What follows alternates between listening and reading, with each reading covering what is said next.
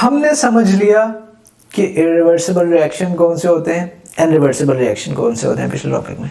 अब एक बात अगर मैं ये कहूँ कि ए एंड बी हमारे पास रिएक्टेंट्स हैं जो आपस में रिएक्शन कर रहे हैं, और रिएक्टेंट्स के रिएक्ट करने की वजह से सी एंड डी प्रोडक्ट्स बन रही हैं। तो ये रिएक्शन क्या होगा अगर हम इस रिएक्शन को चलने दें थोड़ी देर, तो नेचुरल टेंडेंसी है कि कुछ देर बाद डिपेंडिंग अपॉन द रिएक्शन हमारे सॉल्यूशन में ए भी होगा, यानी जहां पे ये रिएक्शन हो रहा है, बी भी होगा यानी दोनों रिएक्टेंट होंगे, सी भी होगा एंड डी भी होगा। ए एंड बी क्यों नहीं खत्म हो रहे? क्योंकि वो सारे के सारे कन्वर्ट नहीं हो रहे सी एंड डी में, सी एंड डी वापस ए एंड बी बनाए जा रहे हैं। इस वजह से सी एंड डी भी रहेंगे सॉल्यूशन में, ए एंड बी भी रहेंगे। तो रहने का मतलब है कितने होंगे, कितना ए, कितनी बी, कितना सी, कितनी डी, ये चीजें कितने का मतलब कॉन्सेंट्रेशन। नेक्स्ट चैप्टर में हम पढ़ेंगे कॉन्सेंट्रेशन के बारे में कि ये कहना कि ए मेरे पास 10 ग्राम है या 100 ग्राम्स है, तो इसका मतलब है ये मैं ए की मिकदार क्वांटिटी बता रहा हूं, यानी इसकी कॉन्सेंट्रेशन बता रहा हूं। तो हम लिखते कैसे हैं इसे? हम लिखेंगे कि ए और स्क्वायर ब्रैकेट डाल देंगे, इसका मतलब होगा कंसंट्रेशन ऑफ ए। यूनिट कोई भी हो सकते हैं, अभी हम आगे देखेंगे यूनिट क्या होंगे। इसी तरह अगर मैंने कहना कि बी की कितनी कंसंट्रेशन है, तो उसे हम स्क्वायर ब्रैकेट में लिख देंगे। सी के लिए भी इसी तरह एंड डी के लिए भी इसी तरह हम लिख देंगे। अब ये रिएक्शन हमें ये बता रहा है कि ए एंड बी मिलके सी एंड डी बना रहे हैं और सी एंड डी आपस में मिलके ए एंड बी बना रहे हैं। अब अगर रिएक्शन स्टार्ट हो, जैसे ही रिएक्शन स्टार्ट हो, मैं आपसे एक सवाल करूं कि सी एंड डी कितने होंगे?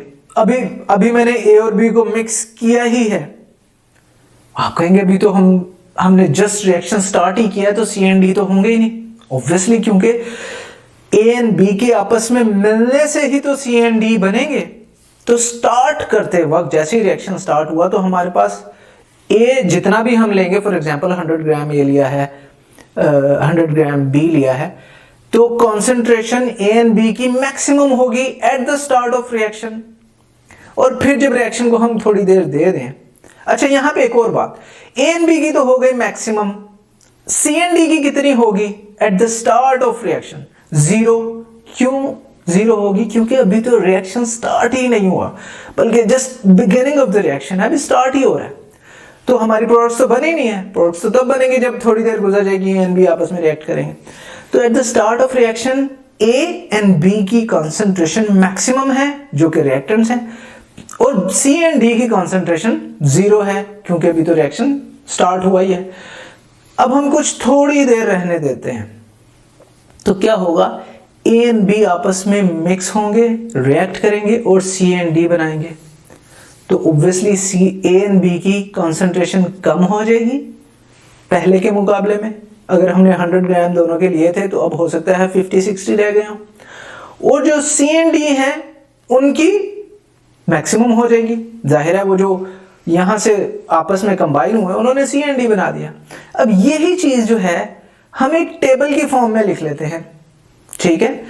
टेबल इस तरह बना लेते हैं कि ए एंड बी लिया मैंने 100, आप परसेंटेज ले लें कि 100% ए है, वो कुछ भी ग्राम्स हो सकते हैं, बी भी इसी तरह 100% है, सी एंड डी अभी मैंने रिएक्शन स्टार्ट किया है, और हमने जैसे ही मिक्स किया और स्टॉप वॉच ऑन कर दी। अब मैं आपसे पूछूं, बताइए ए एंड बी की कॉन्सेंट्रेशन कितनी होगी? आप कहेंगे सर 100% है क्योंकि अभी तो टाइम स्टार्ट ही हुआ है।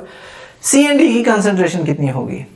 ऑब्वियसली 0, क्योंकि अभी तो उन्हें आपस में मिक्स ही नहीं हुए, और वो अब हम दोबारा स्टॉप वॉच को लेके जाते हैं और 5 मिनट्स कर देंगे या 10 मिनट्स कर देंगे। लेकिन उससे पहले यही चीज हम ग्राफ में भी साथ साथ बना लेते हैं। ए एंड बी की कंसंट्रेशन को मैंने ब्लू से मार्क किया है, सी एंड डी की कंसंट्रेशन को मैंने ऑरेंज से मार्क किया है। आप मुझे बताइए, अगर मैं वाई एक्सिस पे कंसंट्रेशन ले लूं एंड एक्स एक्सिस पे टाइम ले लूं, टाइम 0 है यहाँ पे। जब टाइम 0 था तो सी एंड डी की कंसंट्रेशन हमने ऑरेंज डॉट से शो की है जो कि 0 है, और जो ए एंड बी की कॉन्सेंट्रेशन है वो मैक्सिमम है, जितने भी हमने लिए, अगर 100 ग्राम लिए हैं, 200 ग्राम लिए हैं, तो वो 100% है। अब हम इसको बेसिकली ग्राफ बनाएंगे आपके साथ और फिर हम देखेंगे कि ग्राफ का क्या मतलब है। अब 5 मिनट गुजर जाते हैं, स्टॉप वॉच हमें कहती है कि 5 मिनट गुजर गए, तो मुझे बताएंगे कि ए एंड बी की कॉन्सेंट्रेशन 100 ही रहेगी 5 मिनट बाद, या 100 से कम हो जाएगी? ऑब्वियसली 100 से कम हो जाएगी, क्योंकि कंज्यूम हुए होंगे ए एंड बी। हम एक ऐसे ही हाइपोथेटिकल फिगर ले लेते हैं फर्जी के, 90 रह गए, तो बाकी 10 कहाँ गए? वो हवा में गायब तो नहीं हुए, उन्होंने मिलके CND बनाया, तो वो 10 and 10 जो है हमारी प्रोडक्ट्स बन गई CND। अब हम दोबारा ग्राफ में मार्क कर लेते हैं 2 पॉइंट। ब्लू पॉइंट जो कि कॉन्सेंट्रेशन ऑफ रिएक्टेंट दिखा रहे हैं वो कम हो गई, सही है, एंड जो ऑरेंज है वो कंसंट्रेशन ऑफ प्रोडक्ट दिखा रही है वो ज्यादा हो गई।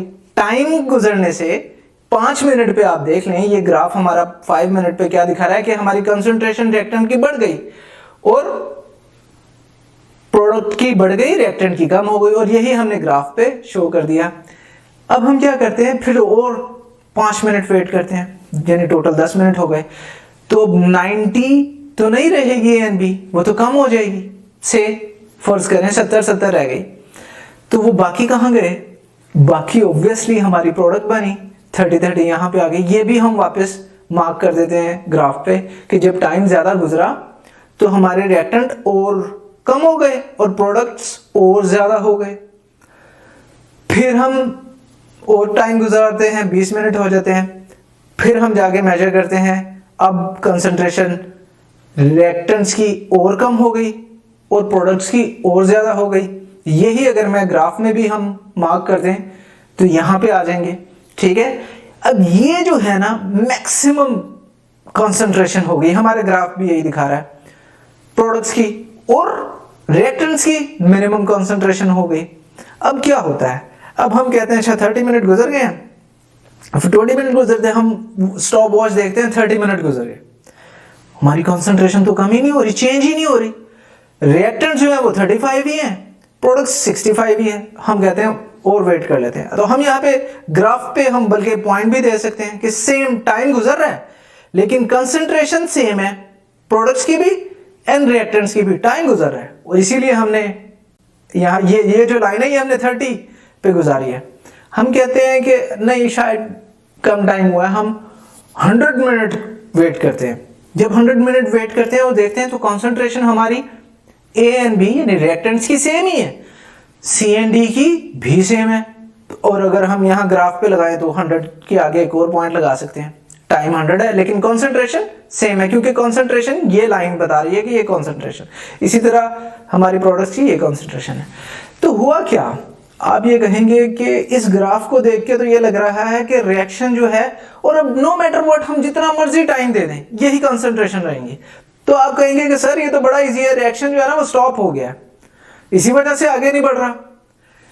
ये एक पॉसिबिलिटी है कि कुछ लोग कह सकते हैं कि all reaction cease at equilibrium so the system becomes stationary, जैसे हमने देखा कि बिल्कुल हमारी चेंज ही नहीं हो रही कंसंट्रेशन, टाइम गुजरने दे रहे हैं हम 100 मिनट, 200 मिनट, 300 मिनट, लेकिन वो चेंज नहीं हो रही।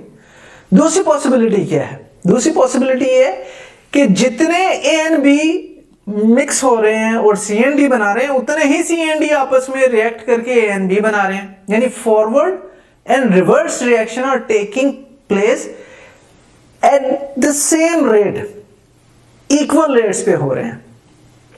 तो यूनिवर्सली यानी तमाम साइंटिस्ट का यह मानना है कि सीज नहीं होते रिएक्शन, स्टॉप नहीं होते, बल्कि क्या होता है rate of forward and reverse reaction के इक्वल हो जाते हैं। अब इसका क्या मतलब है, इसका मतलब यह है कि अगर 5 मिनट में 10A एंड 10B मिक्स होके 10C एंड 10D बना रहे हैं, तो उसी 5 मिनट के अंदर क्या हो रहा है कि 10C एंड 10D आपस में मिलके 10A एंड 10B बना रहे हैं।